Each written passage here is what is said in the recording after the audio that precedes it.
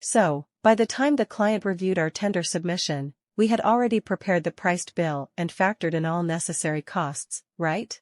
Exactly. We had finalized it well before their review, but they still requested some amendments after we submitted it. I wish they had mentioned those earlier in the process. That seems to be a recurring issue. We had also completed the periodic valuation before their feedback came in, so we were ready to move forward with the next stage.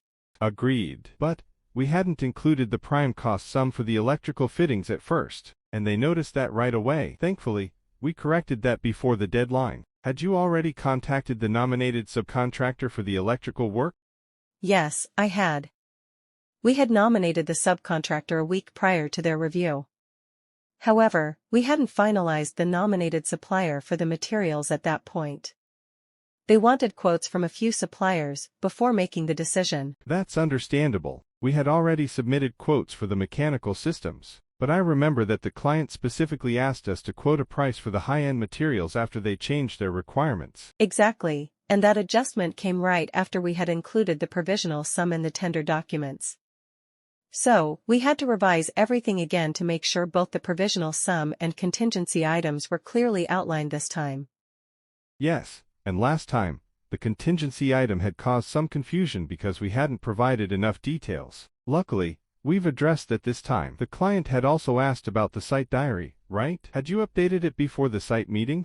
I had already checked the site diary the day before. Everything was in order, and all site activities had been recorded. But there was one problem: we hadn't yet received budgetary approval, so we couldn't award the contract immediately after the meeting.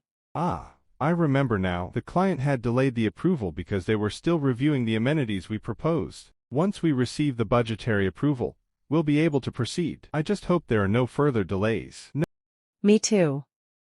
By the way, had we already awarded the contract to the main contractor by the time the client made those last-minute requests? No, we hadn't awarded the contract yet. We were waiting for the final go-ahead. I think they wanted to ensure everything was aligned with the alternate specification item they had mentioned. Right.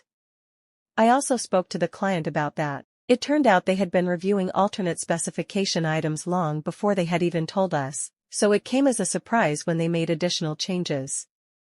But now that we've incorporated everything, we should be ready to proceed. Agreed. I just hope the client appreciates how much we had done before they asked for these changes. I don't want another delay to impact the final timeline.